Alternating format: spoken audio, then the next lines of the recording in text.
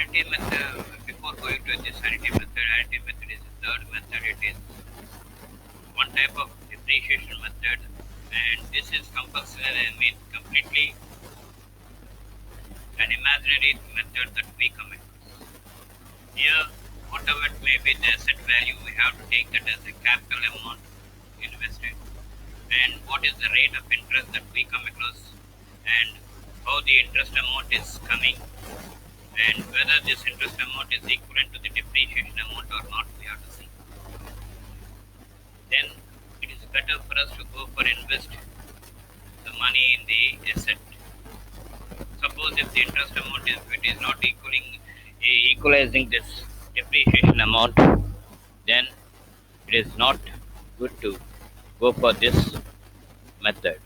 That's why I told you that it is nothing but a completely an imaginary figure that we have to take into account. No doubt this is a method for depreciation, but thing is we have to take the asset, and at the same time we have to consider the amount, whatever we are investing, whatever we are purchasing as capital, and we have to see what is the rate of interest, and whether the rate of interest it is whether it is equalizing with the depreciation amount or not at the end of the life of the asset, or at the life period what he mentions. So this is about the annuity method, and this annuity method it is useful only for leases. It is not useful for plant and machinery, buildings, furniture, anything. Only long-term leases only it will be helpful. Now let us go for that. Okay. Now annuity method. This is a method of depreciation which also takes into account the element of interest on capital and seeks to write off the value of the asset as well as the interest lost over the life of the asset. It assumes that the amount laid out in acquiring asset, if invested, would have earned interest, which must be recognized as part of the cost of the asset. So we have to take into account as an investment, whatever it may be the cost of the asset, we have to take that as an investment or capital amount, and what is the interest that we are going to get on that capital amount. If we invest that amount, okay, in the form of capital to another at another place, or we keep that as additional capital cost as part of the cost of asset. The amount of depreciation to be annually provided in the accounts is ascertained from the annuity tables.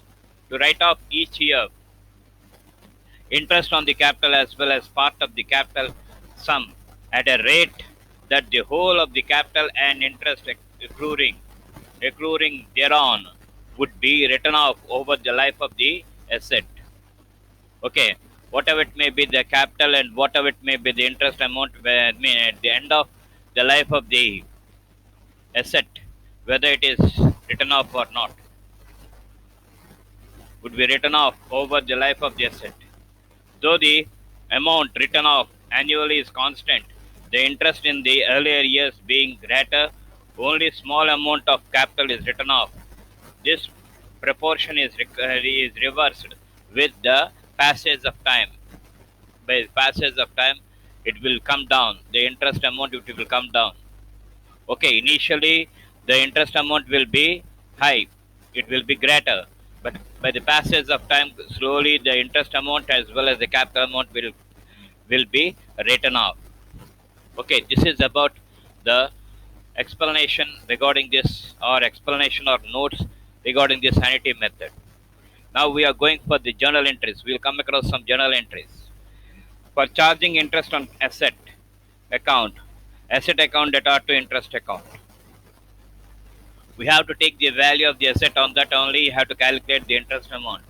Okay, you have to calculate in the beginning. Then for charging depreciation on asset, depreciation account data to asset account, this entry is common. Okay, for transferring depreciation to profit and loss account, profit and loss account data to depreciation account, this is a chargeable loss, so that's why we have to transfer to profit and loss account. So for transferring interest to profit and loss account. When we consider this as capital, okay, every year, when we consider this as capital every year, so interest amount is nothing but an income that we are going to get. So there, that interest amount also it must be transferred to profit and loss account. So the entry is interest account at to profit and loss account.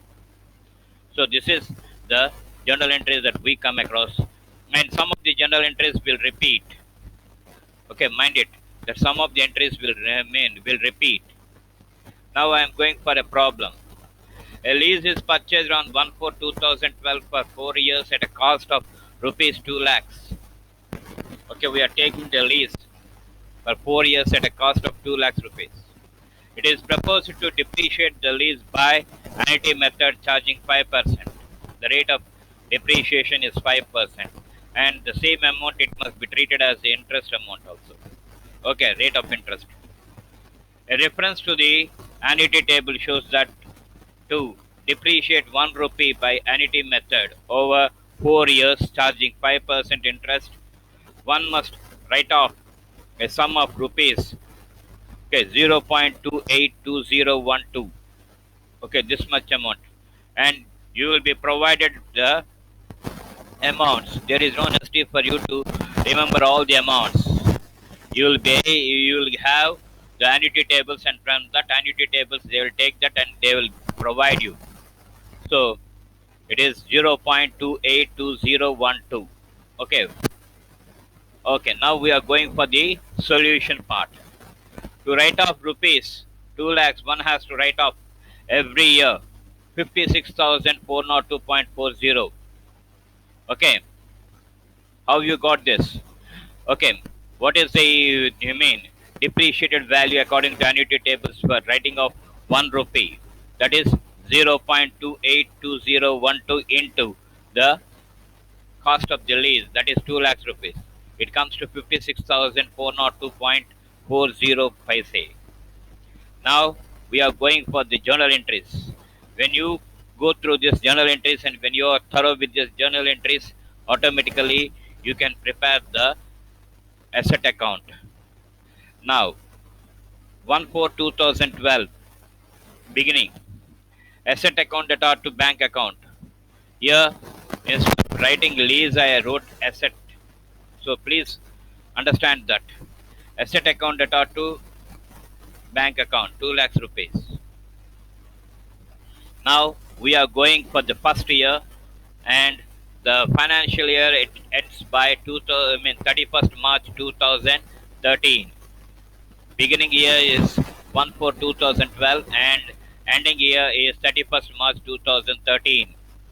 Now what are the entries that we are going to get? Asset account at auto interest account 10,000 rupees. How you got this? 2 lakhs into 5 by 100, it comes to 10,000 rupees. That is nothing but the interest in the beginning, and it is 10,000 rupees in the beginning of the year. Next, gradually this interest amount it will come down. Okay, and at the end of the given period, this amount it must equalize. Okay, the balance amount and the interest amount when we club it must equalize to the depreciation amount. Then only it is advisable for the business organization or the people to go for investment in an asset. So this is the first entry. In second one is depreciation account at auto asset account 56,402.40. Okay. Now the next one is profit and loss account at auto depreciation account 56,402.40. That is we have to transfer to profit and loss account. Then interest amount, what we have to do? Interest amount is nothing but an income to the organization, so it must be transferred to profit and loss account, like how you are transferring depreciation to profit and loss account. So the entry is interest account that are to profit and loss account 10,000 rupees. This is regarding the first year, please. Okay, now we are going for the second year. Asset account that are to interest account. How you got this? Okay, 7,679.88. How you got this? Okay, when you go for this, when you want to get this, 2 lakhs plus 10,000, 2 lakhs 10,000. Okay, first year, 2 lakhs plus 10,000, 2 lakhs 10,000 minus depreciation. Okay, After that, whatever it may be, the amount that you come across on that, you have to calculate 5% for getting the interest amount. So, asset account debtor to interest account 7,679.88. Next, depreciation account debtor to asset account 56,402.40 paise. Next, profit and loss account debtor to depreciation account 56,402.40. Now this interest amount, that is second year's interest. Interest account debtor to profit and loss account 7,679.88. We have to transfer that. Next, we are going for the third year, that is 2015. Okay, 31st March 2015. Asset account debtor to interest account, same in the same procedure. Okay, in the same procedure, what I told you in the earlier, in the same procedure, you have to calculate the interest amount, and the interest amount is 5,243.75. Okay, next, depreciation account debtor to asset account 56,402.40. Okay, this depreciation amount, it will be constant, it is fixed for all the years. Profit and loss account debtor to depreciation account 56,402.40. Next, interest account debtor to profit and loss account 5,243.75. If you observe, okay, first year, second year, and third year, gradually the interest amount it is decreasing. First year it is 10,000 rupees, second year it is 7,000 and odd, and third year it is 5,000 and odd. So, like this, every year it will decrease. Okay, this is about the third year that we come across. Now we are going for the fourth year, that is last year, and he had given you 4 years only in the problem. So we are going for the last year, that is anything but the fourth year. 31st March 2016, asset account debtor 2,685.82 to interest account 2,685.82. This is the general entry. Okay, so see, if you observe that in fourth year it is 2000 and odd, in third year it is 5000 and odd, and second year it is 7679. Okay, and in the first year it is 10,000 rupees. So the amount of interest it is coming gradually down. First in the first instance it is higher, and gradually it is coming down, and in the fourth year it is very less compared to the first year. Next, depreciation account debtor to asset account 56,402.25. Okay, sir, you told that, and that 56,402.40 in the third year and second year and first year. But as this is the last year, we have to take into account the decimal points and whatever it may be, the amount that we come across, we have to take that thing only. So, depreciation account debtor 56,402.25. Okay. Now, profit and loss account data 56,402.25 to depreciation account 56,402.25. Now, last, interest. Interest account data to profit and loss account 2,685.82. These are the entries that we come across for for the last year. Now we are going one by one the lease account, that is ledger accounts.